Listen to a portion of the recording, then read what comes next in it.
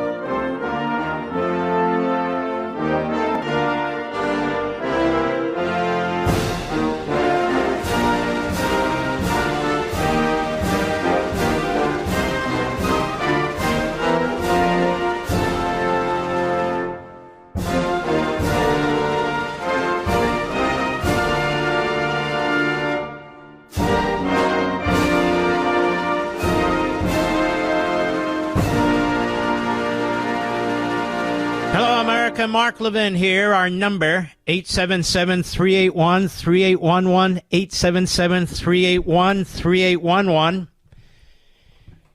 Kamala Harris and her supporters will do anything but to run on her record, to run on what she really believes, to run on what they will do to the country and what they've done to the country. It's not a mistake. It's not a coincidence that Liz Cheney, General John Kelly, General Mark Milley, all oppose Trump, all say he's a threat to humankind, all say he will use the military in horrendous ways. This is the military-industrial complex that Dwight Eisenhower, one of the greatest generals in history, was talking about. And that's who Kelly is, that's who Milley is, that's who the Cheneys are. And of course, Kelly does his interview with the New York Times, which is quite amazing. He does an interview with a corporation whose bureau chief in Berlin was an advocate for Hitler and the Third Reich, whose bureau chief in Moscow was an advocate for Stalin and the Soviet Union, whose reporter in Cuba was an advocate for Castro and communism. So John Kelly does this interview where he's trying to sink President Trump's reelection chances with these outrageous statements. Even the media, little pieces of it, have pointed out that his so-called recollection about Trump and Hitler's generals, that Kelly has said different things to different people. Now, I want to give you a little history lesson. And I'm going to say something here that people who are smart, who really know history, will shake their heads north and south, will shake their heads vertically, that is up and down, and say, you know what, the guy's right. First, let's talk about generals. Let's talk about Abraham Lincoln and his generals. Abraham Lincoln, by many, is considered the greatest, if not the second greatest president in American history. But he had a problem with many of his generals. Some of them were too political. Some of them wouldn't fight. Some of them were drunks. Some of them would whore around. He wanted to win the war. He wanted to get it over with. Abraham Lincoln micromanaged the Civil War. Virtually every night he would walk from the White House to the old executive office building. He'd sit in a room He'd sit in a room where they had a telegraph. And he'd have the telegraph man read to him what was going on in the battlefields or what generals were saying. He watched it very, very closely. And he had real problems with some of these generals, like General John Fremont, General Benjamin Butler, General Carl Schurz, General John McClellan, General John Logan, General John Dix, of course, George McClellan, General Fitz John Porter, General David Hunter, General Winfield Scott, General Henry Halleck, General Joseph Hooker. It's a lot of generals. And what would Lincoln do? He would either tolerate them, but in most cases, he'd move them around to different positions. In some cases, he'd fire him. And some of them got very angry with him. As the great historian James McPherson wrote, when the generals did not live up to the president's expectations, Mr. Lincoln changed them. Ultimately, he was the commander-in-chief. Quote, even after Ulysses S. Grant became general-in-chief in March 1864, Lincoln maintained a significant degree of strategic oversight. Lincoln was a hands-on commander-in-chief who persisted through a terrible ordeal of defeats and disappointments to final triumph and tragedy at the end. What do you think the media would say about Abraham Lincoln today? This media, the American media, would run to these generals to get statements from these generals. Nobody ever heard what John Kelly has said that Donald Trump said. Nobody. And he's contradicted himself on different occasions. But doesn't matter. Kamala Harris is a bottom feeder. She seizes on this. She's not really running substantively for president. First, she was hiding out for months. Then she does friendly interviews. Then she does a couple where she collapses of her own weight. Then she raises over $1 billion from Democrat Party oligarchs who are spending money lying about abortion, lying about Donald Trump, lying through her teeth. These commercials are made by propagandists. They're made by fancy New York publicity agencies.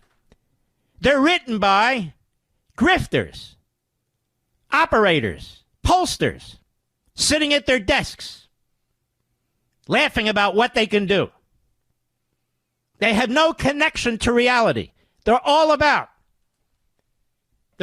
brainwashing you, lying to you. As I said, it's called propaganda. And she needs over $1 billion to do it. John Kelly was a disaster as chief of staff, and he was removed. These people have massive egos. Milley was a disastrous general who kissed Biden's ass and did what he was told, even if it meant losing Afghanistan, losing 13 heroes, God knows how many more American citizens. That's Milley. That's his record. He's a disgrace. He's like one of the disgraced Civil War generals. And then there's Mattis. Mad Dog Mattis. Another complete failure. They couldn't serve in these civilian positions. Mattis and Kelly and Milley, head of the Joint Chiefs, one of the greatest disgraces ever to sit in that position. So what do? They timed the remarks, which are not new, they're old, to try and influence and affect the election. Former generals. And the irony, of course, in this country, we're supposed to have a separation between citizens and military. I understand they're ex-military, but they still have a responsibility. And they've timed their book, their statements to the New York Times and so forth for maximum influence. Just like Putin, just like Xi, just like the Islamo-Nazi regime in Tehran. And in this issue, and in this way, and at this time, they're no better. Because the American people need to focus on their future. The American people need to focus on the economy, the border. Yes, our military, which was hollowed out under Milley, which was hollowed out until Donald Trump stepped in and rebuilt it. And there's a reason why he'll get the support of the vast majority of the rank and file men and women in the military. There are great generals, and then there's this: Kelly, Milley, and Mattis. These constant references to Hitler. I think I'm going to do my opening statement either Saturday or Sunday on this, because I've had enough. Trump is a dictator. Trump is a dictator, says the Democrat Party. Says their media. Trump is a dictator. Historically speaking, accusing presidents of being dictators is nothing new. Nothing new. John Adams was accused of being a dictator when he and his party in Congress passed the Alien and Sedition Acts. It effectively made it a crime to criticize the government. Pretty bad. Donald Trump never did that. President Andrew Jackson was accused of being a dictator. King Andrew Jackson, that's what they used to call him. He vetoed more bills than all his predecessors. When the Supreme Court went against his ideas of Indian removal, he responded, John Marshall, who was the Chief Justice, has made his decision, now let him enforce it. Gee, that actually sounds like Biden.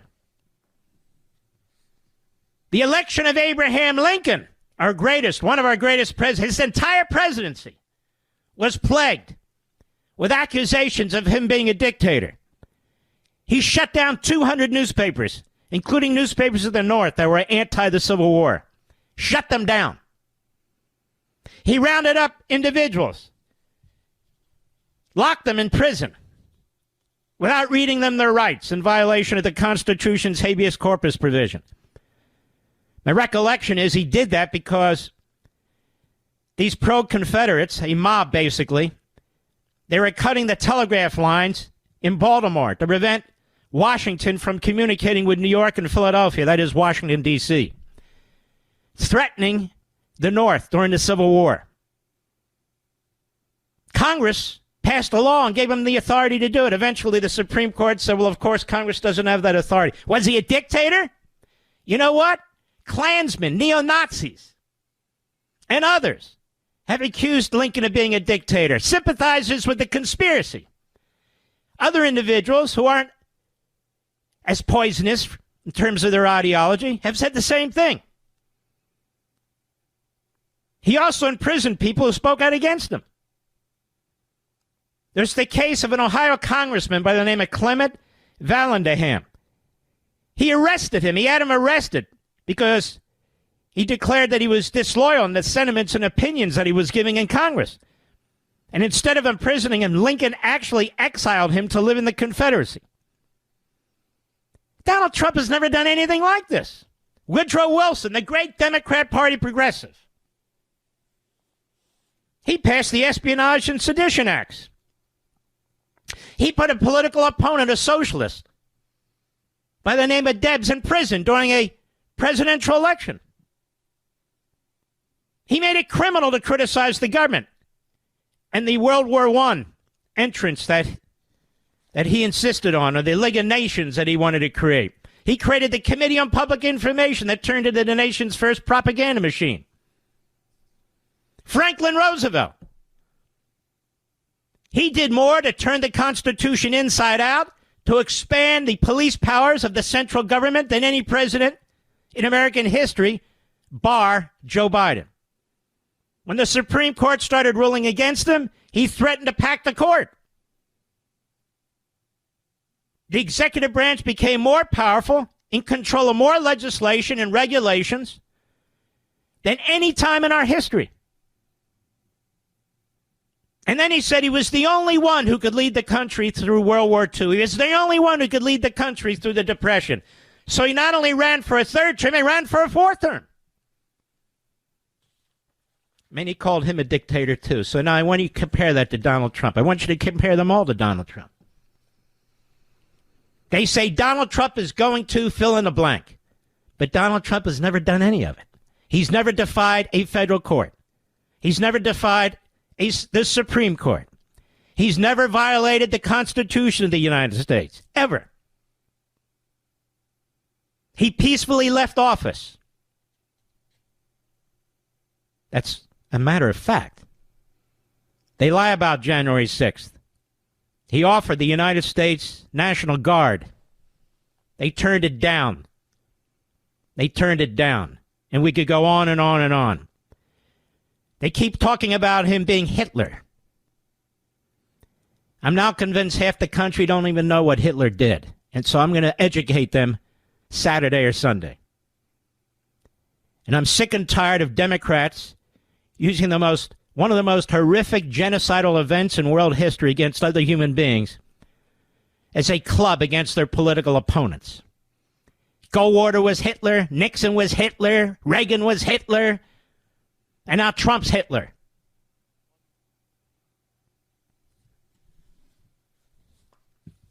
Donald Trump is a law-abiding public servant who's running for office again to try and protect us from those who are trying to destroy the Constitution, whether it's separation of power, whether it's the independence of the Supreme Court, whether it's the Electoral College, whether it's the Appointments Clause of the Constitution, whether it's free speech and freedom to assemble, whether it's the right to bear arms, whether it's probable cause to issue specific warrants, not general warrants, whether it's due process, equal protection of the 5th and 14th Amendments, whether it's the 6th or 8th Amendment or the 9th or 10th Amendment. He is the one who's standing up to these thugs. I'll be right back. Mark Levin.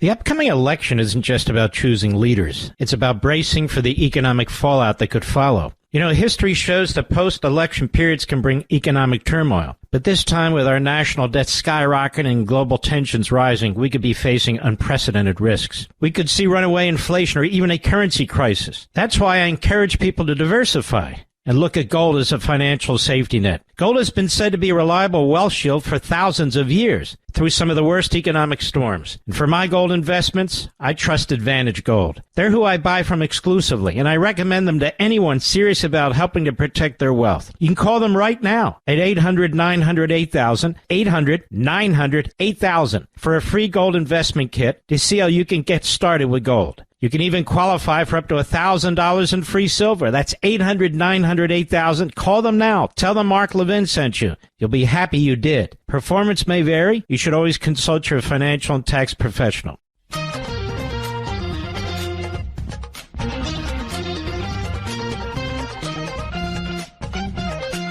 The Marxists, a.k.a. the Democrat Party, Kamala Harris and her ilk, they're very good at propaganda. They're very good at trying to control our thoughts, to project. So, timed perfectly, Kelly speaks to the New York Times. They publish it. Kamala Harris immediately seizes on it. Trump wants a military loyal to him like Hitler. Like Hitler. Donald Trump was president. He said he wanted generals like Adolf Hitler. Trump said, that is a flat-out lie. I never said any damn such thing. It's funny how they try to tie him to Hitler all the time, when Kamala Harris is literally desperately begging for votes from the Hitlerians in the street. That's right, from the Hamas supporters and the Hezbollah supporters, from the imams and the mayor of Dearborn, Michigan. She's out there begging them for votes. The modern day, in my humble opinion, supporters of that kind of an attitude. She's the one who's kissing their asses trying to get their votes. More on that when I return. Folks, we may be standing on the precipice of a post-election economic meltdown. Any election can send shockwaves through our financial system, but this time, the stakes could be higher than ever. Reckless spending, mounting debt, misguided policies has set the stage for potential economic disaster. We can see rapid inflation or even attempts to undermine our currency. That's why I've always relied on diversification and gold for protection. It's been said to be a timeless safeguard against economic chaos, and in these uncertain times, it's more crucial than ever. ever. When it comes to gold, I trust Advantage Gold exclusively. They're one of the top gold companies in America, and they're who I turn to for my own investments. Call 800-900-8000 right now for a free gold investment kit to see how gold can help protect you from post-election chaos. You might even qualify for $1,000 in free silver. That's 800-900-8000. Call 800-900-8000. Tell them Mark Levin sent you. Performance may vary. You should always consult your financial and tax professional. America's most powerful conservative voice. The Mark Levin Show. Dial in now. 877-381-3811. I always tell you people the truth about everything. We attempted to get Elon Musk on this weekend.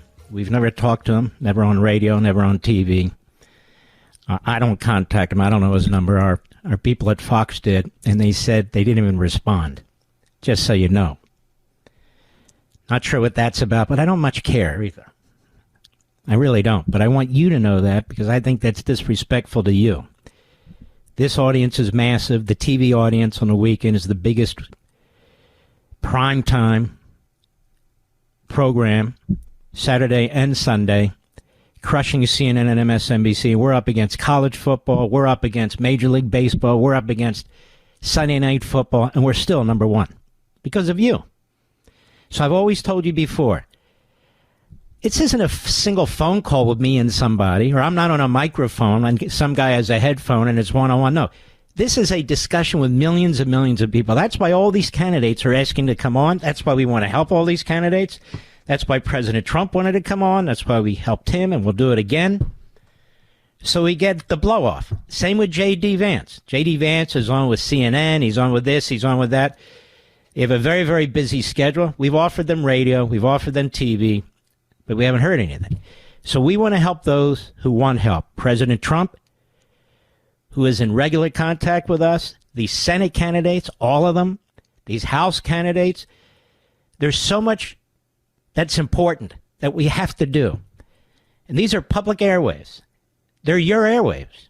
This is a public trust. And I want these people to have access to you and you to have access to them. That's all I care about. Victory. That's all I care about. Now, Kamala Harris has surrounded herself with anti-Semites, Jew haters, Israel haters. Out of the closet. She has surrounded herself with Obama ideologues who are also anti-Semites and Jew haters. The Jews that she has chosen to put around her reject the state of Israel as is. So they are backstabbers. They undermine the state of Israel and the Holy Land. That's who they are. And these are the same people who hate evangelical Christians or practicing Catholics. It's all the same milieu. It's all the same mindset. It's all the same ideology, the Marxist Islamist ideology. She has said horrific things about the government of Israel. She has accused the people of Israel and their military of committing this horrendous blood libel. She accuses them of blood libel. She accused them of genocide. When some punk in the audience the other day said it, she agreed with him. This is who she is. And she wants you to believe that Donald Trump, there he is, the first president with a yarmulke on, praying at the Western Wall. She hasn't even visited Israel since she's been vice president. She wouldn't even go to a joint session of Congress. Her duty under the Constitution, one of like 5 for the vice president, she wouldn't do it. She tried to humiliate him, but she humiliated herself. She's endorsed Tlaib's reelection. She's endorsed Omar's reelection. She's endorsed AOC and every Jew-hating, anti-Semite, Marxist Islamist in the House of Representatives. She was to the left of Bernie Sanders. They talk about the military. Can you imagine the military under her? She opposed every single military budget when she was a senator. She voted against every single salary increase for our military personnel. Every one. Every one. She votes against every single new technology system. But don't say the enemy within about these Marxist Islamists. Don't say she's the enemy within, even though if she had her way, we'd have no border, we'd have no military, and we'd have no cops. Oh, she loves America. She says, I can work across the aisle. Every Republican senator I've spoken to said she never did. She was the most partisan, ideological senator in the Senate. More than Warren, more than Markey. More than Sanders. Think about it. She was involved in no bipartisan legislation. And as Vice President of the United States for less than 4 years, more than any vice president in American history, she was the tie-breaking vote for the most radical, irresponsible spending, so-called climate change bills in this country's history. Think about it. She has said nothing about the Harris-Biden administration sabotage of Israel's military plans to attack Iran. She has said nothing. But she grabs onto John Kelly, who is a disgusting reprobate, who's trying to do maximum harm. If he has his way, Kamala Harris will run the United States military. He doesn't give a damn about the military personnel. They want nothing to do with Kamala Harris. Look what they've done to the Pentagon. Look what they've done with the woke crap, the sex change operations. Look what they've done with CRT and DEI to the United States military. We can't meet our numbers. The Chinese have surpassed the size of our Navy. These are woke generals. These are failed generals. Milley, Mattis, Kelly. They're failures. They may have been good on the battlefield. But when it came to actually running something, that was not on the battlefield. Disasters. And so they lash out in the most dishonorable way possible. And history will remember them just as they remember these generals that tried to undermine Lincoln during the height of the Civil War. But then there were great generals, of which these three are not. There was Ulysses S. Grant, who's remembered. William Tecumseh Sherman, who is remembered. They followed their orders. They followed Lincoln's orders. And even if they felt Lincoln was disagreeable or they were with him, they kept their mouths shut and they did the right thing. They won the Civil War. In the summer of 1864, it was thought Lincoln would lose. Many people in the North were sick of the war. The draft. There were draft riots in New York. Enough was enough. The newspapers had turned on Lincoln, most of them, including the North. Everything was at stake. Whether they would end slavery, whether the nation would stay as a whole, everything. He was called a dictator. He was called a mass killer. He was called everything under the sun. People think back now. That's why history matters, and it's not taught in our schools. Hitler. Trump would praise Hitler? Donald Trump's father, Fred Trump, in really an unknown act of tremendous support for the Jewish community in Brooklyn in the 1950s. The Jewish community in Brooklyn was growing substantially. They were holding services in garages. They didn't have a facility that was big enough. They couldn't find one. They couldn't afford one. And in steps Donald Trump's father, Fred Trump. And he offers them a very substantial and nice building. He says, I'll charge you a lease of $1 a year. And that building is still there. The Jewish synagogue is still there. And there's a little plaque on the exterior of the wall in honor of him. A little plaque that the Jews put up. Donald Trump has always supported the Jewish community in New York and elsewhere. Quietly. Substantially. Donald Trump's daughter married an Orthodox Jew. She decided to convert to Orthodox Judaism. He embraced it. He supported what she was doing. He loves them. He loves his 3 Jewish grandchildren, Orthodox Jewish grandchildren. Many of Donald Trump's best friends are Orthodox Jews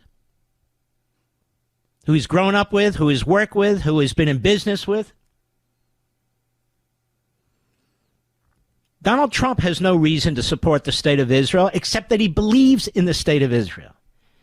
The Jewish community votes overwhelmingly Democrat. Hopefully that won't be the case this time, but up to this time, that's been the case. He did something that no president before did. None. Republican or Democrat. None. He came to Israel's defense in a way that we've never seen before. He agreed to move their capital. He agreed to move our embassy to their capital. Everybody promised them and nobody did it. George W. Bush, George H.W. Bush, Richard Nixon, Ronald Reagan, Bill Clinton, Jimmy Carter. But he did more than that. He defunded the PLO. He defunded UNRWA. He defunded Iran. And he got out of the nuclear deal. He signed an executive order nobody else did that gave Jewish kids on college campuses rights under the Civil Rights Act of 1964 to sue and to protect themselves and to enlist the power of the Department of Justice. He did that. Nobody else did that. He didn't have to do that. It's not like he was playing to a great constituency that's going to vote for him. My people are a small percentage of the population,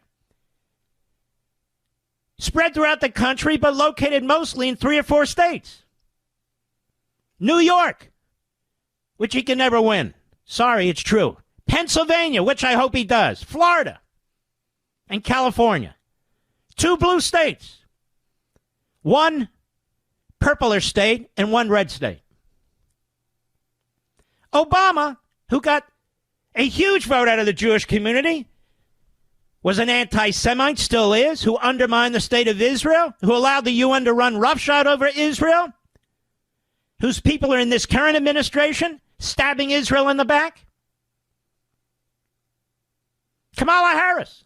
Kamala Harris is literally sending surrogates and playing to the worst anti-Semites, Jew haters in our country. Now, she talks out of both sides of her mouth, but the other day, when somebody accused the Israelis of committing genocide, she agreed with them. She hasn't lifted a finger to fight the rampant anti-Semite that they unleashed. They unleashed. Their party unleashed in our streets and in our colleges. Hasn't lifted a damn finger. But we're supposed to believe that Donald Trump is Hitler. And when the Democrat Party uses Hitler,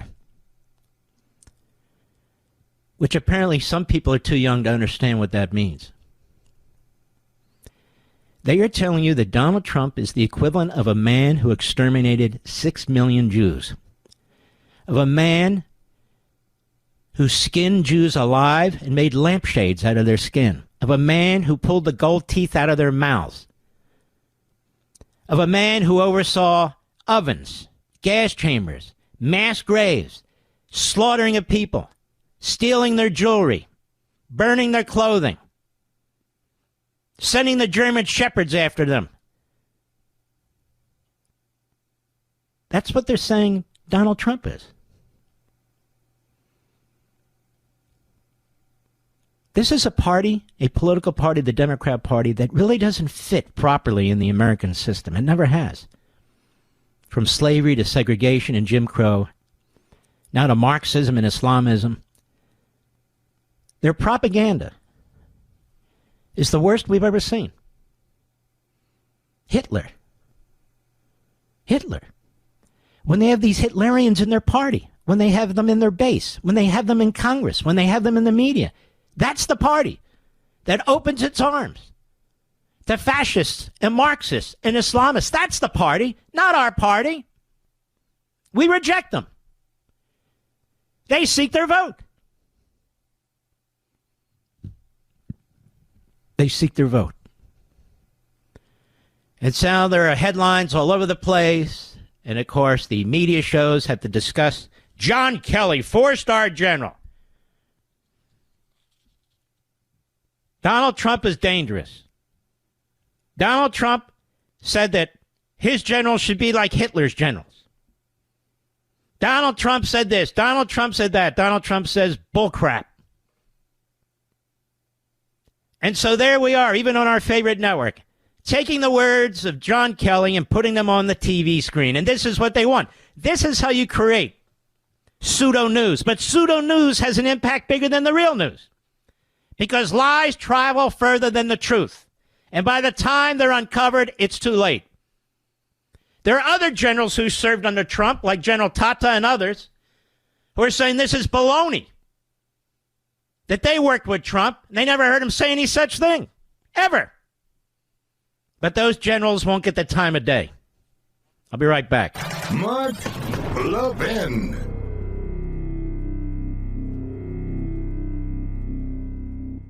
The upcoming election isn't just about choosing leaders. It's about bracing for the economic fallout that could follow. You know, history shows that post-election periods can bring economic turmoil. But this time, with our national debt skyrocketing and global tensions rising, we could be facing unprecedented risks. We could see runaway inflation or even a currency crisis. That's why I encourage people to diversify and look at gold as a financial safety net. Gold has been said to be a reliable wealth shield for thousands of years through some of the worst economic storms. And for my gold investments, I trust Advantage Gold. They're who I buy from exclusively, and I recommend them to anyone serious about helping to protect their wealth. You can call them right now at 800-900-8000, 800-900-8000 for a free gold investment kit to see how you can get started with gold. You can even qualify for up to $1,000 in free silver. That's 800-900-8000. Call them now. Tell them Mark Levin sent you. You'll be happy you did. Performance may vary. You should always consult your financial and tax professional.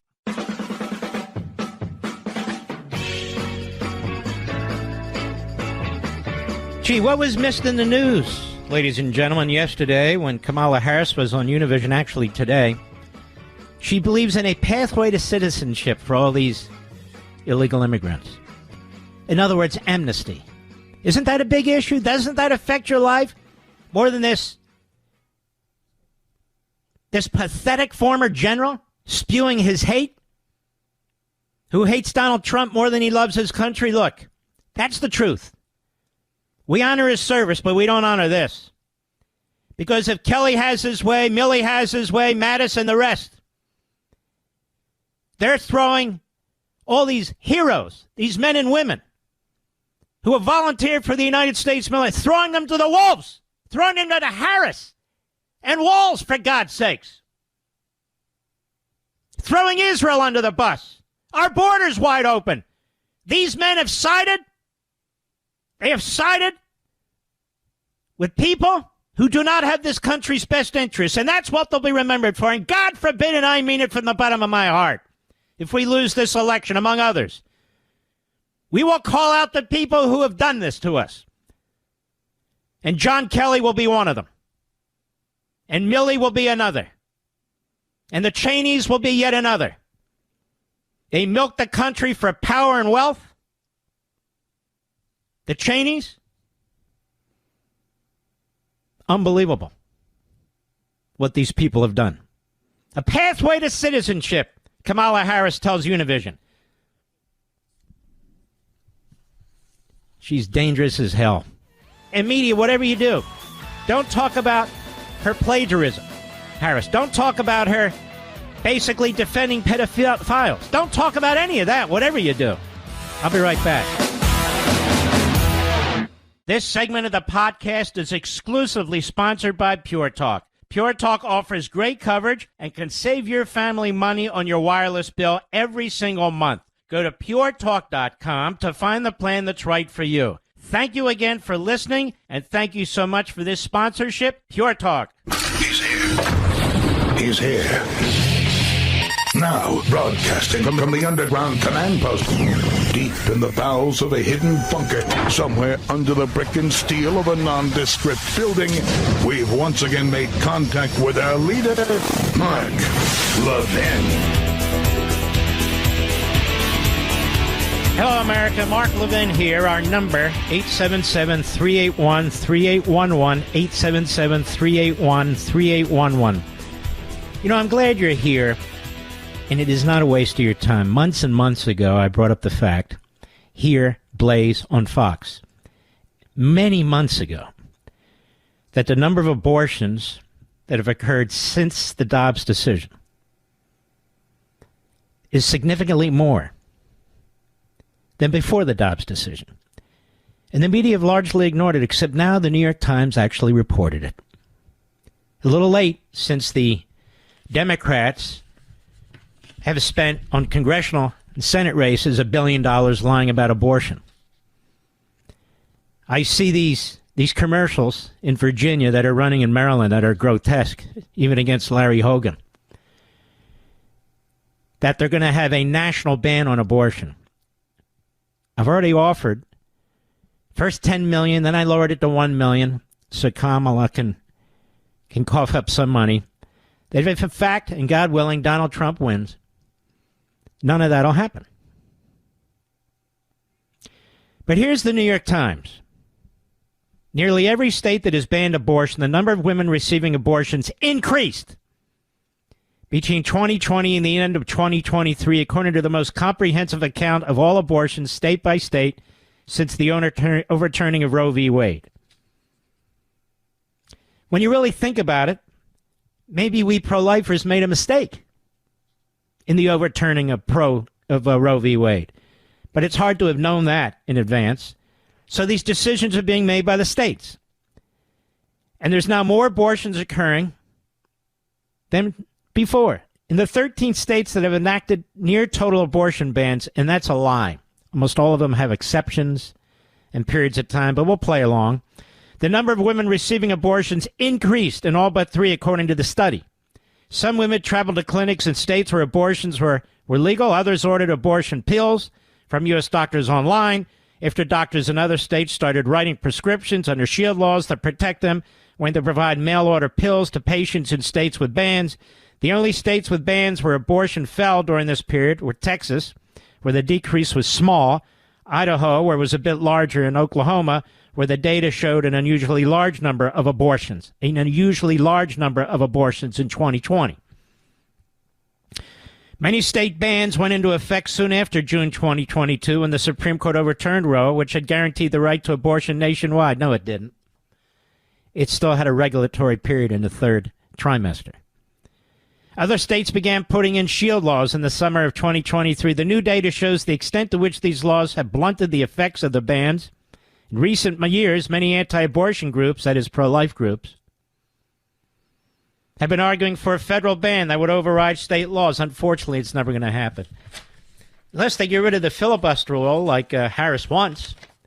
But as long as there's a filibuster rule, that'll never happen. And as long as Donald Trump is president, it'll never happen because he said, I support what Dobbs did. A serious breakdown in the law takes place when one state attempts to interfere with another state's efforts to protect their citizens. The abortion increases can stall or reverse under... All right, now they're making predictions, but that's not the point.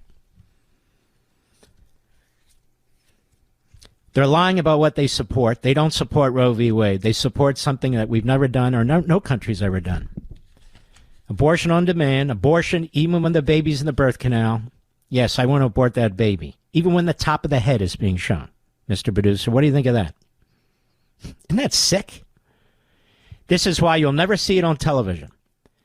This is why they say reproductive women's rights, but they'll never show exactly what they mean. And then they will lie, as Kamala Harris did during the debate when Donald Trump confronted her and said, you support abortion with no limits. You even support, effectively, infanticide. And then the moderator interrupts and, no, she does. Yeah, no, she does.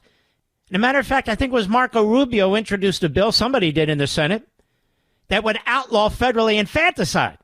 Okay? Not abortion, infanticide. And all the Democrats but 1 or 2 in the Senate voted against it.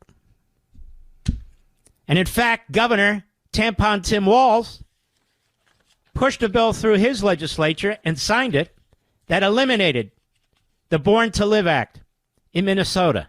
And you actually had babies dying on steel tables through botched abortions. And then he ordered that those records not be kept anymore.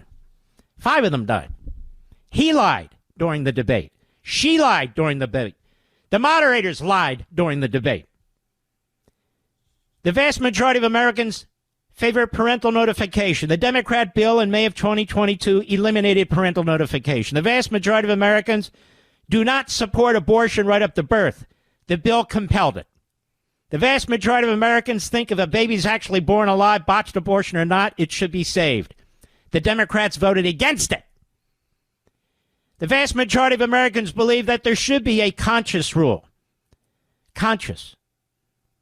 That is, if you have a doctor who, by belief and principle, doesn't support abortion, he can't be forced to do an abortion, and same with a hospital. Kamala Harris said the other day, no concessions. No concessions. Got it? She's a radical on everything. She's a radical on the border. She's a radical on abortion. She's a radical on taxes and regulations. She talks about the rule of law. She hates the Constitution and the men who wrote it and ratified it. Can't we all just get along? That's basically what she's running on. She's attacking, using Hitler, using the generals, using abortion in a lie, propaganda, brainwashing, $1 billion worth. And then she says, can't we turn the page? We agree on so much, she says. Now she says she supports amnesty for tens of millions of people that she let into the country. Most of whom, obviously those who are illegal and gotaways, have not been vetted. And they're flying them in. They flew in 1 million, including from the Middle East, Venezuela. Yes, you folks have got to decide. Actually, I know you have. Our fellow citizens have to decide. Are they going to be smart people and understand what's at stake here? Or not? General Kelly, who gives a crap what that man has to say? Or General Milley, look at him, he's a disaster. Commit your life, right, as a military man. You're the head of the Joint Chiefs. That is as high as it gets. And look what you did in Afghanistan. What are the military experts going to write about that for the rest of the time, Mr. Milley? And you, Kelly, you have a lot of one-on-one discussions with Trump where there aren't witnesses. Pretty interesting, isn't it, America? Pretty interesting. And then they say things, for instance, Donald Trump paid for the funeral of this young lady in the military. He heard about her story, was very upset about it. He said, if the Pentagon won't pay for a funeral, I will. And so there's a write-up in The Atlantic today, which is a radical left-wing propaganda operation. They have one anonymous source who says Donald Trump complained about the bill that was $60,000 and bad-mouthed the family. The family came forward today and said that is outrageous to use us politically like this. He was as sweet and compassionate and embracing as can be. He supported paying the funeral. And her sister announced today, and as a matter of fact, today I voted for Donald Trump. They've said, oh, Donald Trump was mocking the men who died on D-Day. When he went there, he's mocking them. What kind of stupid people would put their lives on the line like that? There were 4 people with him the entire time that said that never happened, but it didn't matter. The media ran with it. Guy by the name of Nick Ayers, who was close to General John Kelly and Trump. He put out a statement today. I was with them when they were together almost 100% of the time, and what Kelly has said is patently false. Patently false. This should anger you. This should motivate you. This should inspire you more than anything else. We need to defeat these people. We need to crush them at the polls. You need to vote early. You need to get people out. These people are a poison. They're a cancer on the body politic. This is what Trump means. This is what Lincoln means. This is even what James Mattis meant when they talked about the enemy within. This is the enemy within. Lying about abortion. Using Hitler's name. Lying about Donald Trump. Non-citizens can vote. No voter ID. Border wide open. Amnesty through the back door. Those aren't patriots. Those aren't good people. It's the enemy within. It's exactly what they are. That's what American Marxism was all about. The enemy within in our faculties that teach children to hate our country. That's right.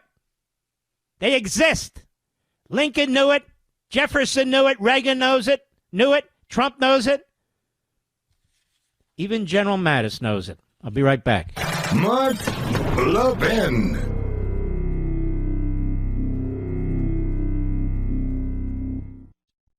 The big wireless carriers want to limit you to two choices when it comes to data, unlimited or unlimited. And guess what? Both are stupidly expensive. So folks, stop overpaying for data you're never going to use. That's like paying for a pot of coffee when you only need a cup, or filling your entire truck bed full of gas when you only need a tank. With Pure Talk, my cell phone company, you get to choose how much data you actually want. Listen to this. For just $25 a month, get unlimited talk, text, and 5 gigs of data, which is more than enough, plus mobile hotspot. Folks, stop overpaying for wireless and get America's best 5G coverage with Pure Talk. Go to puretalk.com/Levin. That's puretalk.com/Levin. Switching is easy. There's no contract. There's no activation fees. You can even keep your phone and your number. Again, that's puretalk.com/Levin, Levin, and you'll save an additional 50% off your first month when you sign up with Pure Talk.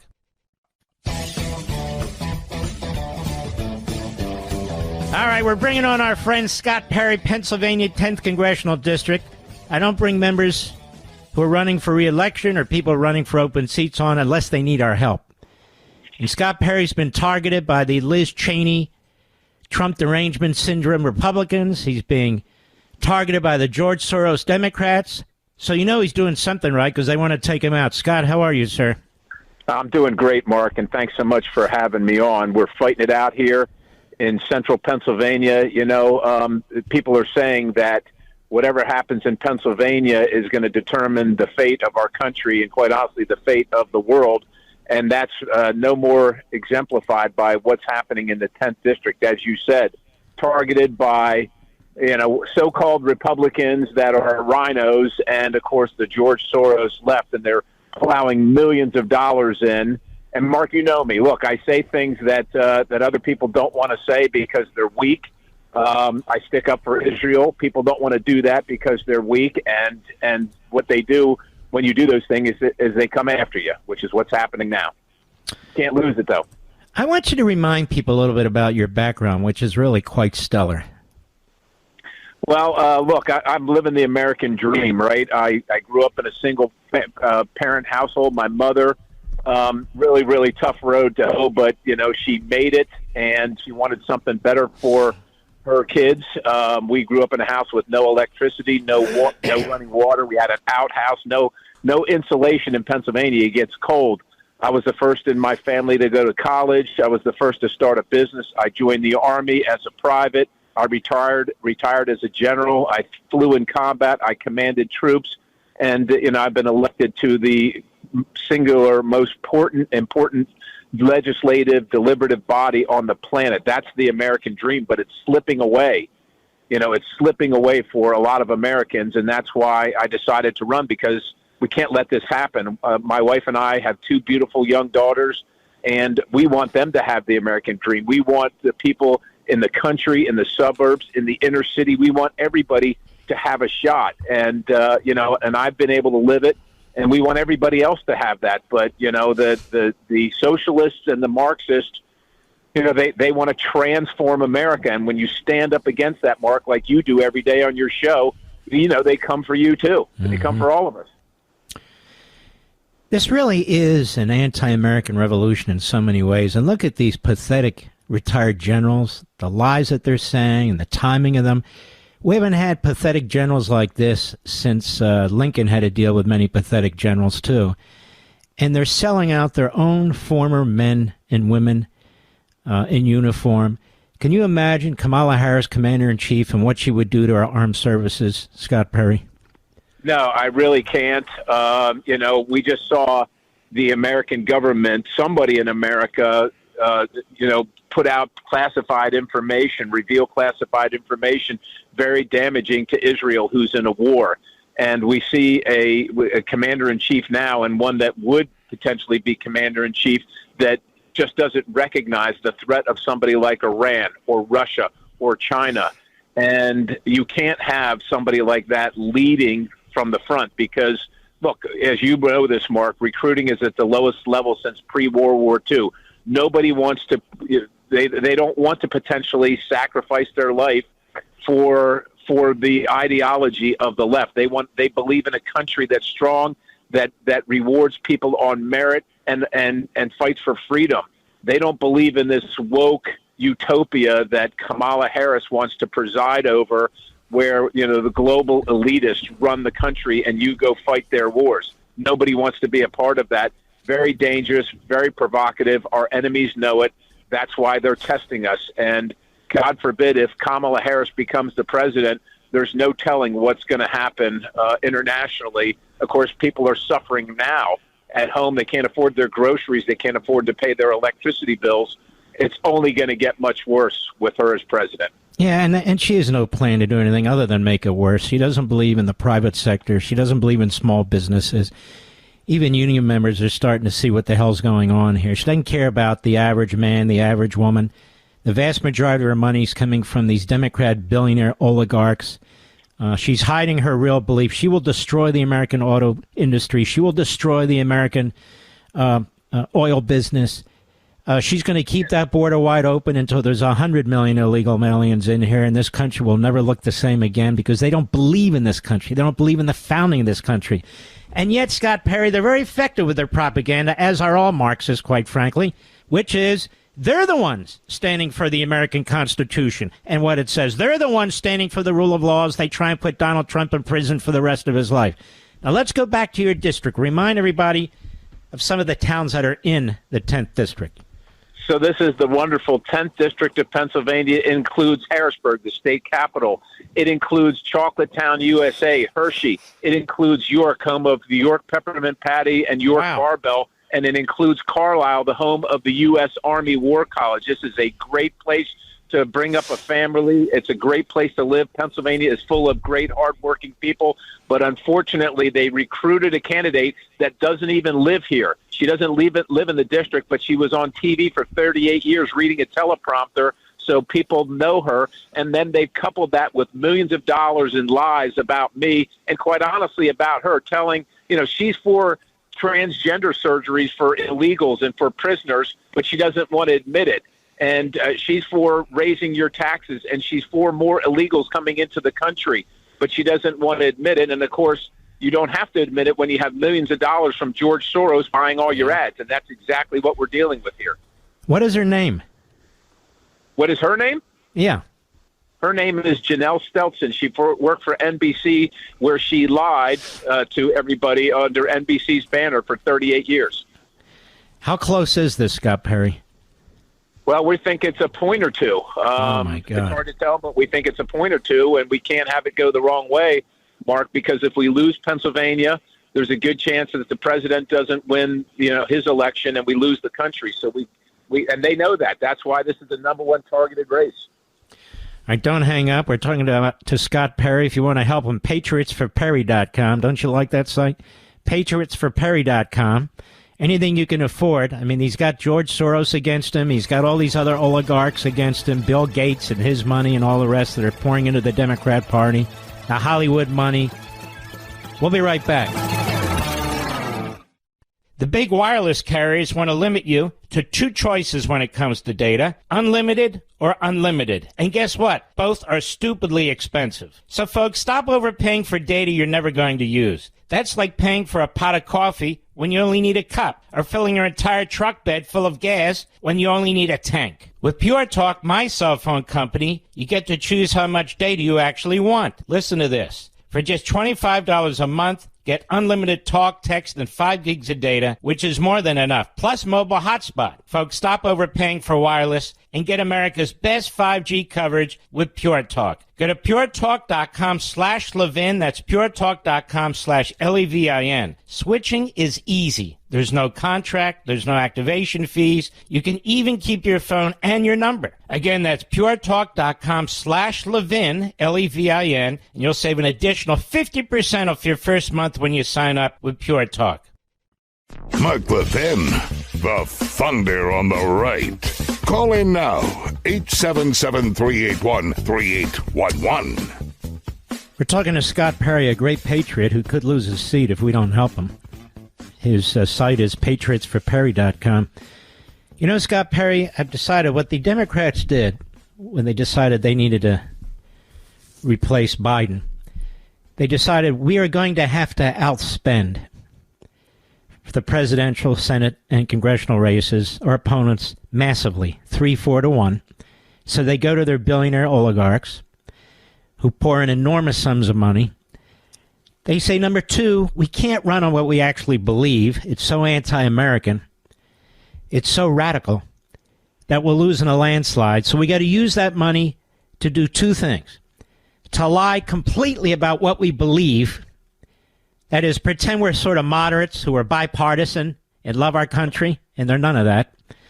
And then we have to character assassinate all of our opponents, because I have to tell you, Scott Perry, in your district and every district in the country, and every Senate seat in the country, and of course the presidential election, this isn't a race between real ideas, ours and theirs. This is a race between trying to tell the truth and pathological liars.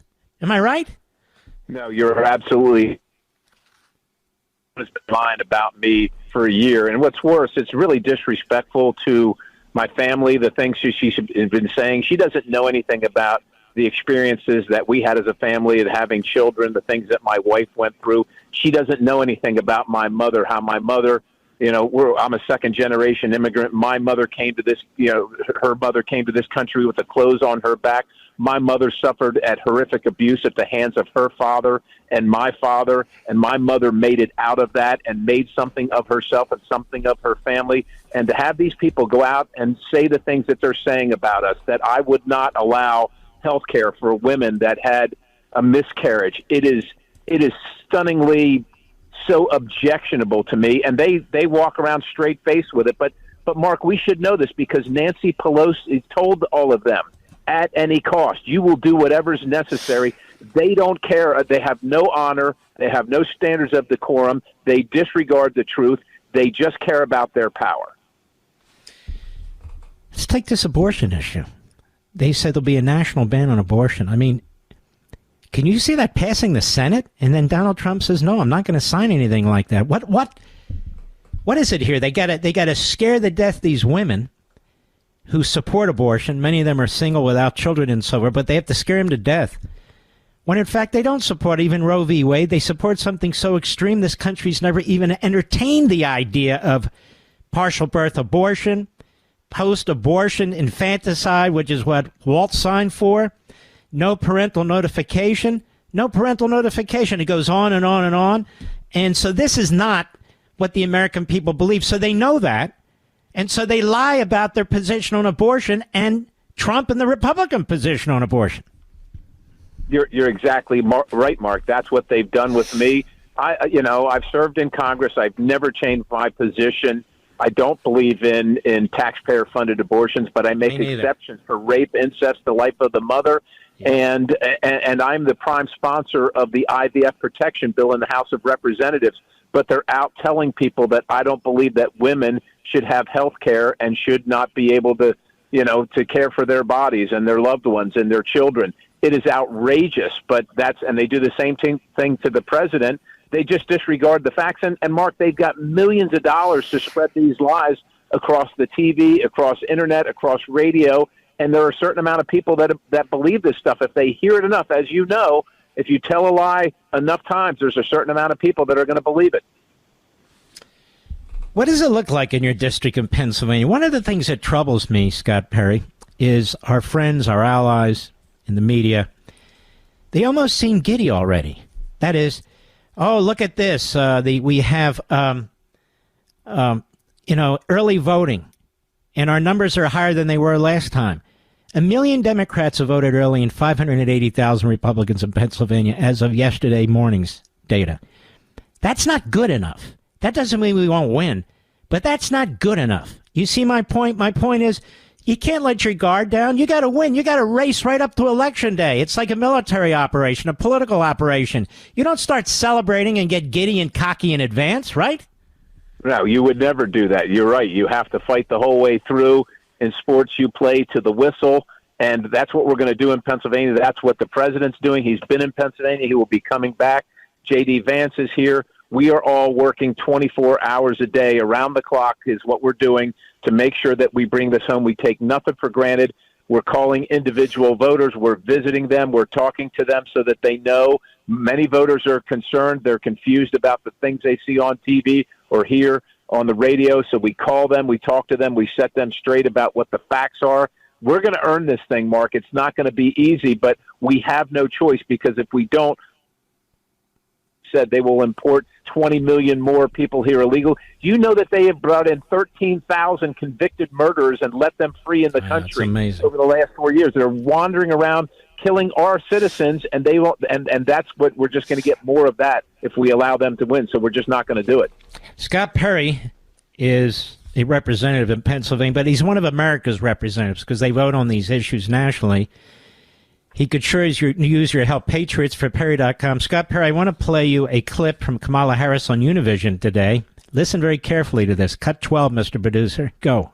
Right now, we're talking about border security, and there's nobody, no Democrat, talking about pathway to citizenship, and immigration relief, and the benefits that migrants bring to this country.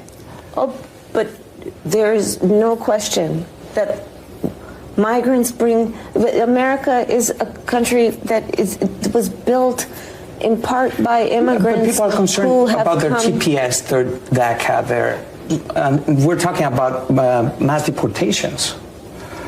I'm not talking about. What do you stand on mass deportations? What's your stand there?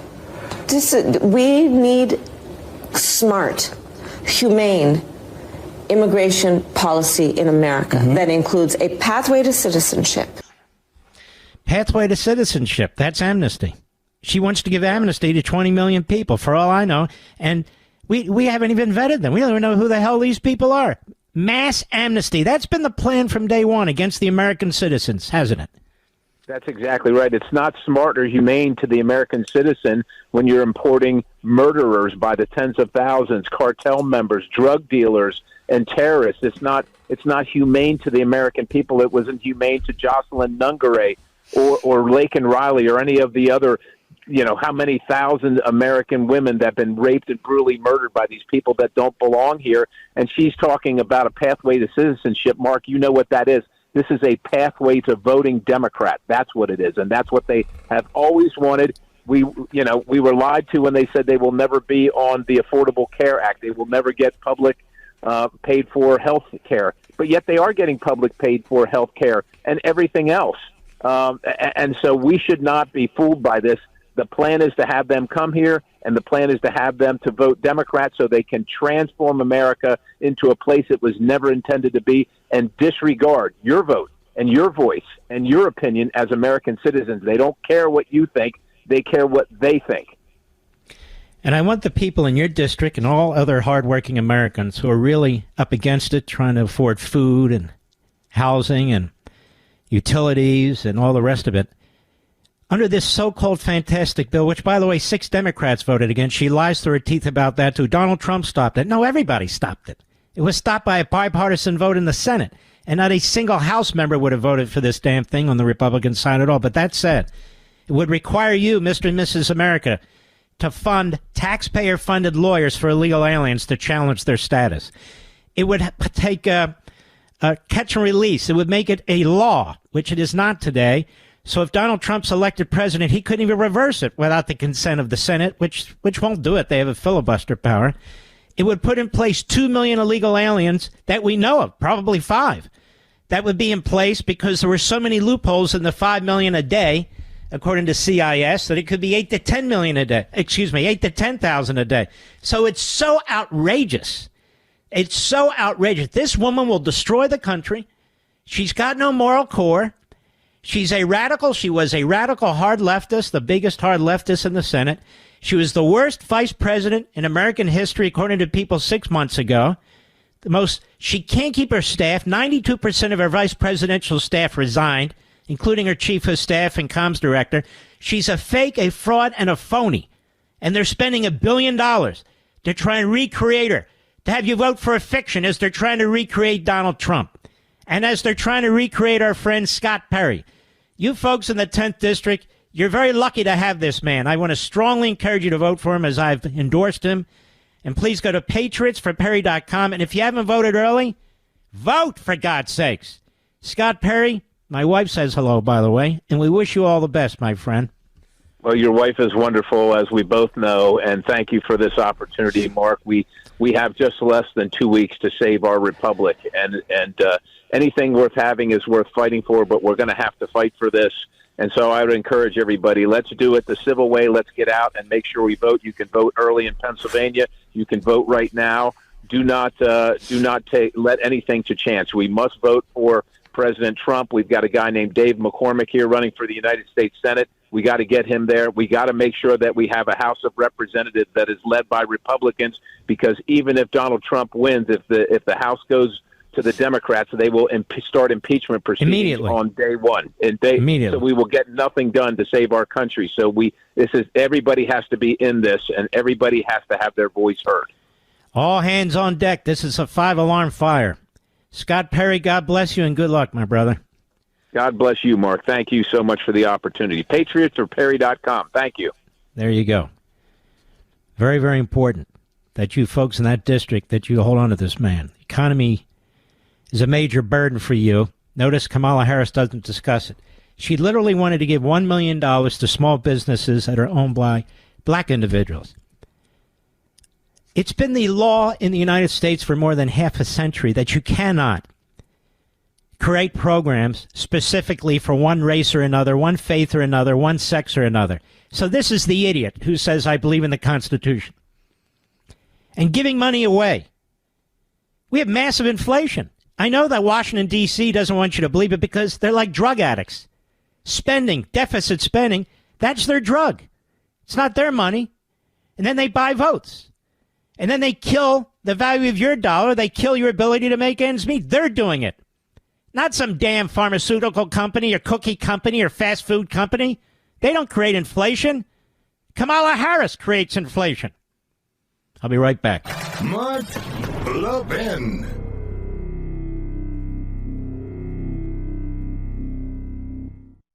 The big wireless carriers want to limit you to two choices when it comes to data, unlimited or unlimited. And guess what? Both are stupidly expensive. So folks, stop overpaying for data you're never going to use. That's like paying for a pot of coffee when you only need a cup, or filling your entire truck bed full of gas when you only need a tank. With Pure Talk, my cell phone company, you get to choose how much data you actually want. Listen to this. For just $25 a month, get unlimited talk, text, and 5 gigs of data, which is more than enough, plus mobile hotspot. Folks, stop overpaying for wireless and get America's best 5G coverage with Pure Talk. Go to puretalk.com/Levin. That's puretalk.com/Levin. Switching is easy. There's no contract. There's no activation fees. You can even keep your phone and your number. Again, that's puretalk.com/Levin, Levin, and you'll save an additional 50% off your first month when you sign up with Pure Talk.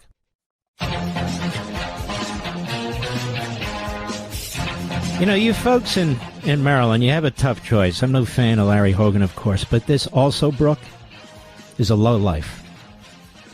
Another liar. Serial liar. The Jewish Insider. Also, Brooks, Trump responsible for a lot of the current anti-Semitism across the United States. No, also, Brooke, you and your party are. That's right. Have you spoken out against the appointments that Harris has made, filled with Jew haters and anti-Semites? Have you?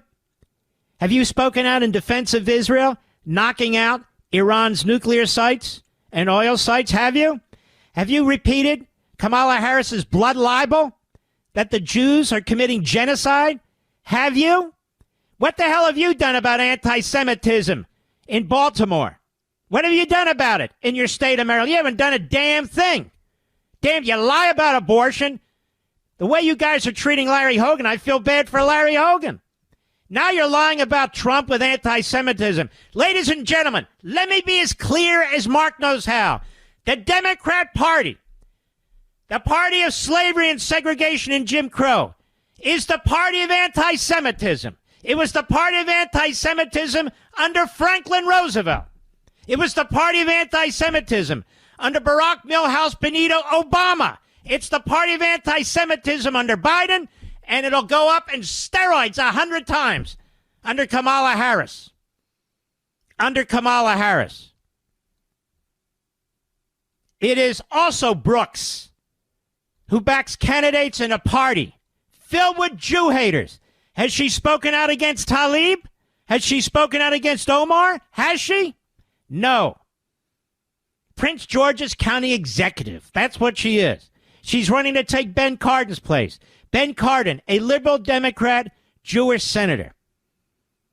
She attributes the anti-Semitism, a lot of it, to Donald Trump, the most pro-Jewish, pro-Israel president in my lifetime.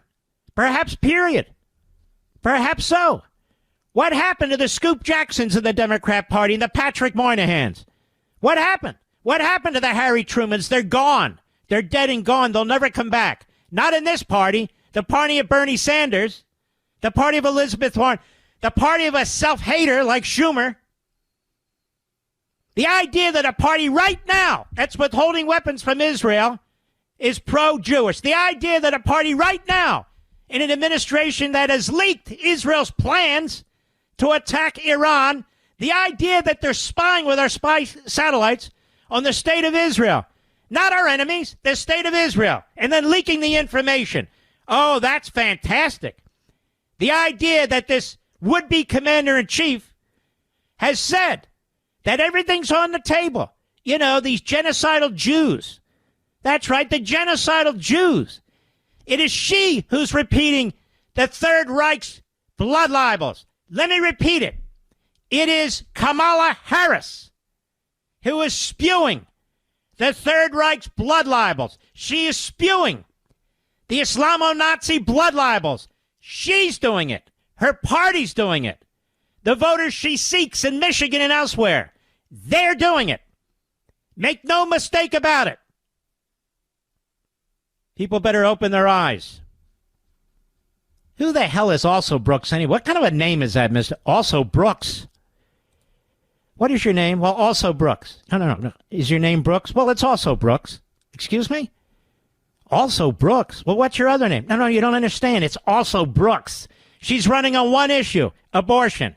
And she's lying about it and lying about it and lying about it. This is a loser. This is a hater. This is a pathetic, unaccomplished know-nothing. Also Brooks. Pathetic. I'll be right back.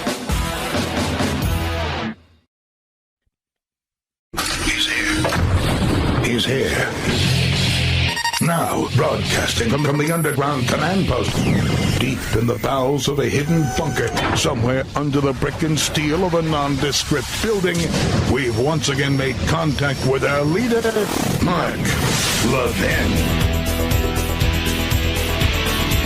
Hello, America. Mark Levin here. Our number, 877-381-3811, 877-381-3811. Just remember, this is the election between we the people and the corrupt, power-hungry, ruling class establishment. That's why you have the Cheneys in alliance with the Obamas. I want you to think about this. This is why the Teamsters hasn't endorsed anybody, because their members, they see this. And so do most private sector union members. They see it too. And tyranny is tyranny. This is why you don't vote race. You vote substance. What am I talking about? There have been genocidal, brutal murderers who've been black and who've slaughtered other blacks. Idi Amin, I can go through a whole long list. There have been genocidal, mass murderers who've been white, who've slaughtered other whites. Who've been Hispanic, who slaughtered other Hispanic. Castro. Maduro. You don't vote based on identity. You vote based on substance. Whether tyranny comes in white skin or black skin or yellow skin or red skin or whatever it is, tyranny is tyranny. Tyranny is tyranny. This identity politics, enough of this already. I understand that for many people it won't matter. The same with party identification. Nobody over the decades has been more critical of the Republican Party than I. The leadership of the Republican Party hates my guts, particularly Mitch McConnell, that whole crowd. The Bush people hate my guts. They do. They hate my guts. I don't care. I could care less. I am who I am, and I don't mean maybe. I think that's Popeye, Mr. Bediff. Chad Fain, a Philadelphia voter on MSNBC yesterday. I think a lot of young black men, maybe I'm wrong, maybe it's not a lot, they've had it with Obama in the way he talks down to them. The guy parachutes in from Hawaii or Martha's Vineyard or his mansion outside of Chicago, whatever it is. He has nothing in common anymore with these young black men, whether they're in the Bronx or wherever they are. Nothing. He's left them behind. He's with Netflix. He's with the billionaires. He's on the yachts. He's with Hollywood. He's making a fortune. An absolute fortune off the system that he condemns. Anyway, here's Chad Fain, Philadelphia voter. Cut 15, go. And I just wonder for anybody who heard that, like what they thought of that. That's Obama. I was deeply offended, and it felt like a moment where it's like, you N-words better get in line and do what we say. And it felt like him as the czar of the Democratic Party coming down to say, go get these N-words in line. And the general tone of it was disgusting. It was abhorrent. I don't respect it. I didn't like nothing about it. And Kamala, 2 days after that, is like, we love our black men. We have programs and things that we're rolling out for them, and she rolled out policy. Good cop, bad cop. You know, because I'm tired of the good cop, bad cop. I'm tired of it. And her policy led with pot, which is about the most racist, stereotypical thing you could say about black people. It really is. So you're going to help black people by decriminalizing pot? Nobody's prosecuted for smoking pot unless it's ubiquitous, I guess. But my point is this. That's not going to help a black family. That's not going to help black kids get an education. Then she rolls out an unconstitutional proposal. She's supposed to be a lawyer. Don't their people work this stuff? Any idiot can tell you. You can't give out grants, contracts, programs that only are directed at a single race. And the reason the court has ruled that way over the decades is to protect the black community, as a matter of fact. But still, it's really just shocking to me. She really has no effective plans. I saw Katie Pavlich today on Fox on Martha McCallum's show. I don't know who this other guy is. Condescending, snarky SOB, wealthy man. And he says, I've been dealing in finances for 40 years. I know what I'm talking about. You're just a political talk show host. And he was promoting Kamala Harris's proposal. $25,000 for first-timers to buy a home. How does that keep people in their homes? And, of course, everybody's saying, if the government's going to go up in a jet and just keep dropping money on every program, you better get ready for your depression. You better get ready. Because throwing money at people is not how things are supposed to work. You don't raise your children that way, do you? You don't want your grandchildren raised that way, do you? Is that what you do? What do you need, honey? I want some cane. Okay, here's a 20. No, that's not the way it's supposed to work. This guy, Chad Fain, thinks for himself. I don't like the tone. I wouldn't like the tone either. You young black men, you need to step in line. You need to vote for her. She's a woman and she's black. You need to vote for her. You're a misogynist. Excuse me? Excuse me? The hell are you talking about? That's like Joe Biden saying on that guy's program, I can't remember, what the hell is his name? Charlemagne. I won't say the God. I don't talk about God that way. Guy can call himself whatever he wants. I'm not calling him that. Charlemagne's fine. I don't know him. Doesn't mean anything to me. But when he says to this guy, Charlemagne, you don't vote for me, you ain't black? These people feel like they're entitled to the black vote and black support. This is what happens with identity politics. You don't view as individuals as human beings. He walks around and says, oh, there's a black group. I don't walk around that way.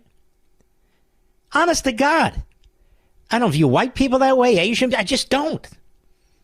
There's people I like. There's people I don't like once I get to know them. What the hell do I care what their color? What the hell is color? I don't even know why that's a big deal. I really don't.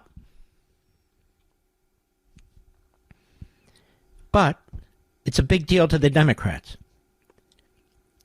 And they need the black community to hold on to power. And they need black men, and they need young black men.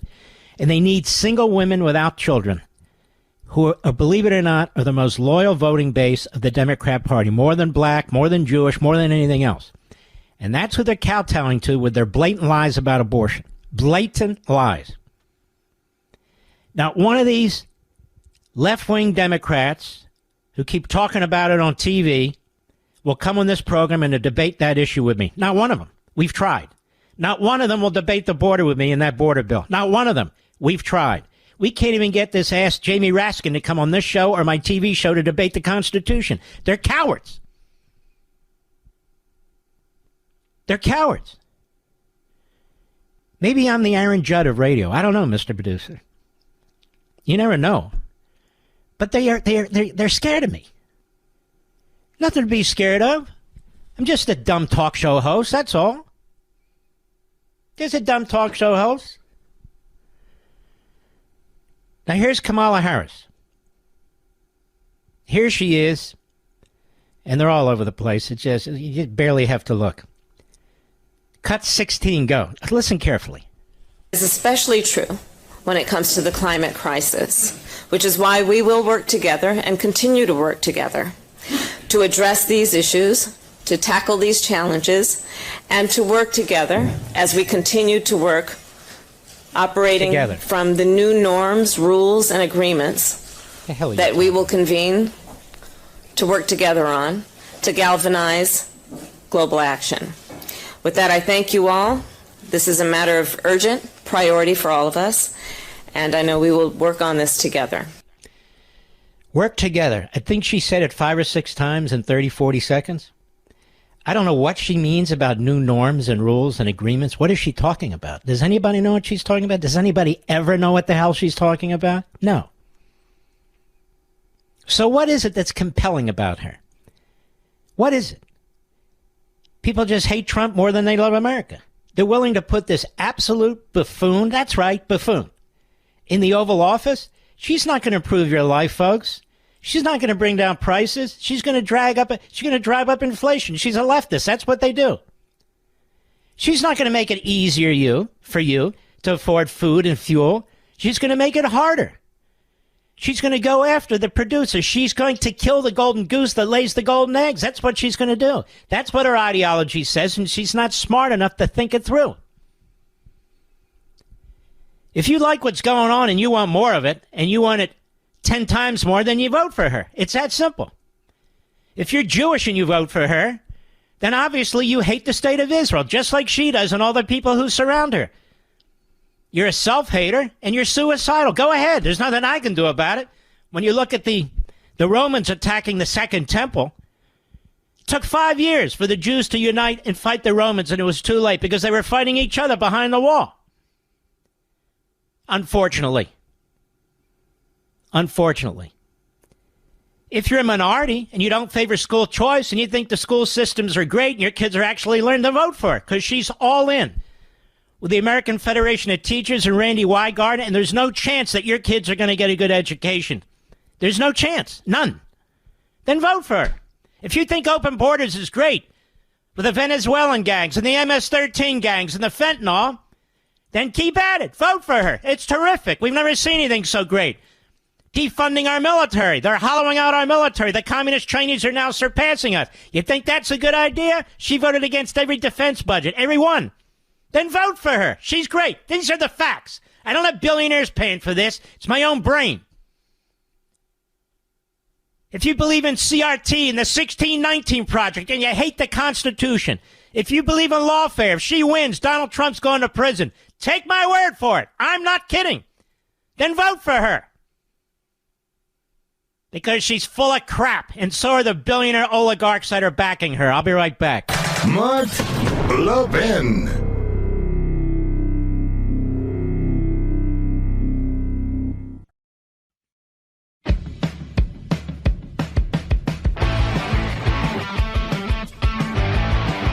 Joe Kent is a representative from Washington State's 3rd Congressional District. He's in a very, very tough race. Joe Kent, how are you, sir? I'm doing great. Great to be with you, Mark. Thanks for having me. It's my pleasure. Tell us about yourself, your opponent, and your district. So, yeah, Washington's 3rd District. It's in southwest Washington, kind of the heart of timber country. I'm a retired Green Beret, did 20 years, 11 combat deployments in our military. Was in the CIA for a brief stint. My late wife was also in the military. She was killed fighting ISIS in Syria about a month after Trump. Yeah, about a month after Trump tried to get our troops out the first time. So that kind of thrust me into the political arena. And, I'm in the fight against a pretty extreme Democrat who is trying to pretend that she is a moderate, but she's far from that. Her name is Marie Perez. So we're in probably one of the tightest races here throughout the country. And according to Speaker Johnson, this is one of the key seats to flip. So we're just pushing hard here for the next 12 days, but we're feeling cautiously optimistic. Well, tell us about your opponent and what's your opponent's name? Marie Perez, she's a freshman Democrat. I ran against her in 2022, lost by less than a percentage point. We had a really kind of divisive Republican primary. I took out one of the Trump impeachment voters in a tight primary. The Democrats were smart. They consolidated around Perez, hit me with about $6 million. We were outspent by about 6-1, but despite that, only lost by about less than a percentage point. So after the recount was done, we kicked the campaign back off again. Since she's been in Congress, she's been voting for all the Bidenomic inflation, voted to keep the southern border wide open, voted to put men into our daughters' dressing rooms. I mean, the list goes on. She's coming back to the district and basically, one step short of putting on a MAGA hat, trying to convince people she's a moderate, but she's voting in lockstep. Oh, she's doing what? She's trying to sound like a moderate. So I like to kid and say she's one step away from putting on a MAGA hat because Trump's won this district twice. So she's trying to really make it sound like she's a moderate, but really she's voted with the Biden administration and with Harris on pretty much every key issue. So we're really focusing on exposing what her actual voting record is and just telling people how we're going to get the inflation under control, fix the border, stop the fentanyl from flowing into our district. And what is her name? Marie Perez. And what's her background? Basically a Democrat political operative. So she's ran for a couple different things out here. She portrays herself as being some sort of a mechanic. Her husband owns a auto shop over on the Portland side of the river. So she's a Portland Democrat who lives over here and, has just been working in different political capacities. Mm-hmm. And is your district a marginal district? You say it went for Trump, but what kind of lineup is it there? So in presidential years, it goes about R plus 4 or 5. Trump won the district by 4 points in 16 and 4 points in 20 as well. We have a Republican turnout issue, though. Our people tend to turn out only for the presidential cycle, and then we dip way down in the midterms. So in the midterms, it's definitely a toss-up district. We are doing everything we can right now to get in front of our low-propensity voters. We're all mail-out ballots, unfortunately, so we've been voting now for about a week and a half. So we're really concentrating heavily right now on trying to get the ballot harvesting machinery going and making sure those low-propensity Trump voters, there's about 60,000 of them in our district, get their ballots in as soon as possible. It's an amazing thing. In some ways, it's like pulling teeth. The other side, you don't have to pull teeth. They can't wait to vote to destroy the country. It's an amazing thing. Let me ask you this. Are you being outspent 2, 3, 4 to 1 like everybody else in this race? Yeah, about 4 to 1. We've done okay on fundraising, but the Democrats wake up and they've got all the money they need. So, yeah, I'm being outspent by about 4 to 1.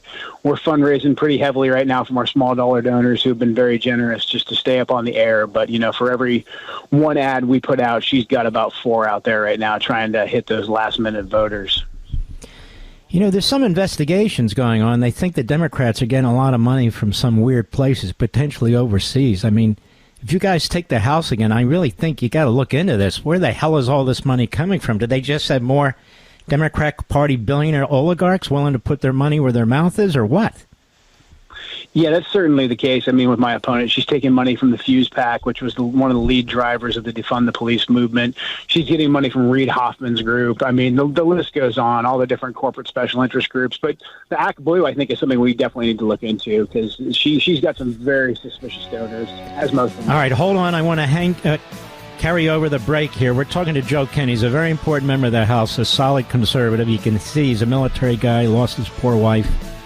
fighting ISIS. Go to joekentforcongress.com. It's on all my social joekentforcongress.com. You're listening to Denali, the great one. The great one. And you can call in now, 877-381-3811. We're on with Joe Kent, Washington State, 3rd Congressional District. Very, very difficult fight. He's a great man. You know, I'm a little concerned, I have to be honest with you, Joe Kent, when I'm watching TV and listening to some radio, that we're getting a little cocky and giddy out there. Oh, yeah. And I'm watching this guy, CNN's Harry, who's pretty much a straight shooter. He's an analyst on the election, and he says today, I don't understand the Democratic panic while looking at Kamala Harris's 2 paths to victory. I don't know if he's right or wrong, but we have too many hosts, too many commentators who are acting like we're 10 points ahead. You were in the military. You never fight like you're ahead. You always fight like you're behind, and you fight right to the end, correct? Exactly. The enemy always gets a vote. And look, the Democrats are very well organized. They're very well funded. They have been ballot harvesting way longer than we have. I mean, I know it's easy to take a look at. I just did 4 debates with my opponent, and she cannot defend her record. And so I think sometimes when we go head to head with the Democrats, we think, hey, this is a fair fight. We have the better arguments. We have the better policies. We've got this in the bag. But this comes down to mechanics. It comes down to, can we actually get our ballots across the finish line?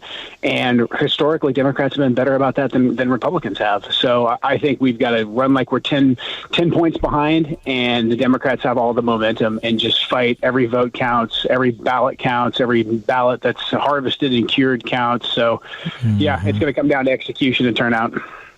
It's just very strange to me. I mean, we had the midterm election. It was supposed to be a blowout, according to these pollsters, according to all the talking heads. And we won by the skin of our teeth, right? That's right. Yeah, it was supposed to be the red wave, but it most certainly was not. And the Democrats ran like they were 10 points down, and they held their own. So we've got to stay in the fight. I just don't get this. Don't we ever learn our lessons? Same with early voting. Don't we want as many of our folks to vote as early, or as many to vote early as possible, so we bank these votes, and then, of course, on Election Day, we turn out as many people as we can, but focus on turning out those people, as you pointed out, who are not really attuned to voting? Yeah, that's got to be the focus. I mean, Republicans were independent-minded people, so I think we view voting as a very individual thing, whereas the Democrats have that collective mentality, and they're like a military unit. And so I get out and I talk to people every single day, and I'm encouraging early voting, and I always get people that are like, I don't want to vote early, and they're kind of actively fighting against it. So I think culturally we've got to shift our mentality. I mean, the Democrats have horrible ideas, but their political execution is pretty impressive. So we've got to get out there and make sure we're turning out our vote. If we get a high turnout, and if we get people to actually vote who share values with us, Christians, hunters, firearms owners, we'll win in a very big way, I think. But it's going to come down to turnout. What towns are in your district? So the most major town in our district is Vancouver, Washington, so just across the Columbia from Portland, Oregon. And everything else is relatively small. Up the I-5 corridor, we go just to the south of Olympia, but the rest is timber country USA, lots of small, hard-working, blue-collar towns. So you really have almost 2 different types of voting constituencies right there, don't you? That's right, we do. Yeah, we have very rural, and then we also have an urban. Vancouver's an interesting city because it's basically what Portland used to be before the leftists absolutely destroyed it. So we've got a thriving downtown, a great business community. Washington State used to be very pro-business before the Democrats took control via Seattle. So yeah, we have an urban, business-minded community, but then we've also got a lot of blue-collar folks, especially that used to work in the timber industry. So the way that government regulation has destroyed the timber and the fishing industry, it's had a huge effect here. So we've got a lot of really core Republican voters if we can get out and reach them. So again, if people want to help you, Joe Kent, and folks, we really do need to help them, where do they go? joekentforcongress.com. No donations too small. Anything that folks can give is greatly appreciated. We have a postcard writing campaign right now, too. So for the cost of some postcards and stamps, you can help us reach those low propensity voters by sending them a handwritten postcard. Boy, you're doing the old-fashioned way. We are. We've actually found this to be very effective. I mean, I'm used to running kind of insurgent warfare as a Green Beret, and that's what we're doing here. So we're just trying to fight in the most efficient way possible. All right, folks, that's Joe Kent, I mean, great heroes. His unfortunately deceased wife is a great hero. And we can very desperately use him back in Congress. Any final words? No, appreciate your support. The stake of the country is on the line. I mean, everything that my late wife and 13 generations of Americans, patriots, gave their lives for, that's at stake. So we got to get our people out there to vote, and I'm confident we're going to win in the end. All right, my friend. God bless and good luck to you. We'll be watching. Thank you so much, Mark. I appreciate it. You bet. God, we have so many good people running for office, and they have so many reprobates. It's unbelievable. It's not even close. It's not even close. This election is about choosing liberty over tyranny. This election is about whether you want to keep your liberty or not. I'm being perfectly honest about it. It's about whether we save the economy or whether the economy is permanently on the down low. And I mean that too. That's what this election's about. Everything's on the line. Everything that you cherish and love. Everything that you cherish and love is on the line. The question is whether we outnumber them or they outnumber us. The question is whether they're more motivated than we are. History is filled with examples of a once free or quasi-free people voting for their own tyranny. The Roman Empire lasted over 1,000 years. The Roman Republic lasted over 400 years. We're not even at 300 years yet. And one of the things, not the only thing, that destroyed the Roman Empire, we can call it illegal immigration, Mr. Producer. The barbarian hordes overrunning Rome. Now, that was Rome, ancient Rome. We don't have barbarian hordes overrunning the United States. We have open gates, open borders. We're inviting the entire world to come in. Terrorists, criminals, murderers, rapists. Finally, other hosts, other news outlets reporting about the horrendous sex slavery that's going on. I mean, we've been hammering this year after year after year. Finally, they're talking about it. Finally. This election, everything's on the line. Everything. Everything. You got to look out for yourselves while we're trying to save the country at the same time. You've got to protect yourself while you're helping protect your country. Now, I bring these folks on, most of whom you never heard of before. Do you see how genuine they are and how earnest they are? You see how they put their career aside, whether they've been in the military or they have a small business or whatever they're doing? And you see all the time that they're spending exhausting themselves away from their families? How they're being smeared by tens of millions of dollars, even in House races? People lying about their character, lying about their families, lying about their positions. These are our fellow patriots who are willing to put up with this if we will just help them financially or help them with, if you live in their districts, with campaigning or help them with a small donation. We've got money coming into these campaigns out of New York, out of Los Angeles, out of Seattle, Silicon Valley in particular. George Soros, Bill Gates, they've dropped $50 million, $100 million, $200 million. That's nothing to them. That's like the cost of a pretzel at a baseball park for these guys in the big picture of things. And so while we still can, we have to reward these people. Not with a paycheck. We need to reward them with a victory. They're running for us. This is something that's very important. This is something we have to remember. And all we have to do is vote and try and encourage other people to vote now and try and give them a little bit of support, whether that's physical support in a campaign or some money. The other side is hell-bent on burning this country and its institutions to the ground. You've seen it. You have a taste of it. Kamala Harris is their perfect nominee. You know, people say, why would they put her up? She's the perfect nominee. She's a vessel through which the radical left will function. She's of their ideology, and she's dumb as hell. She's their perfect candidate. I keep hearing people, well, they should have picked Josh Shapiro, who's a complete putz. No, they picked the candidate they wanted. The most left-wing member of the Congress, for God's sakes. The most anti-Semitic candidate to ever run for president in a major party. the most anti-American candidate to run. You can't be that far left of Stalinist Bernie Sanders and tell me that you embrace Americanism. She doesn't embrace Americanism. If she wins, she will salivate at putting Donald Trump in prison. That Donald Trump's put his whole life and his whole business and his whole family on the line. This gentleman, Joe Kent, that I just spoke to, who most of you never heard of before, he put his life on the line. His wife put her life on the line, and she died. And he comes back, and he's trying to run for office because he said, I can't just sit back and watch this. These are the modern patriots. I'll be right back. Mark Levin.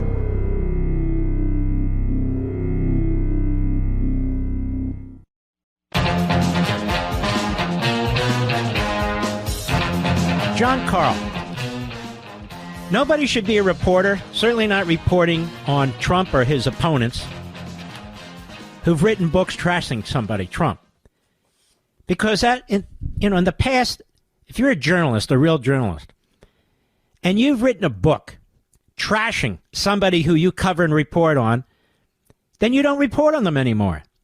They used to have standards because you couldn't be objective, or at least try to pursue objectivity.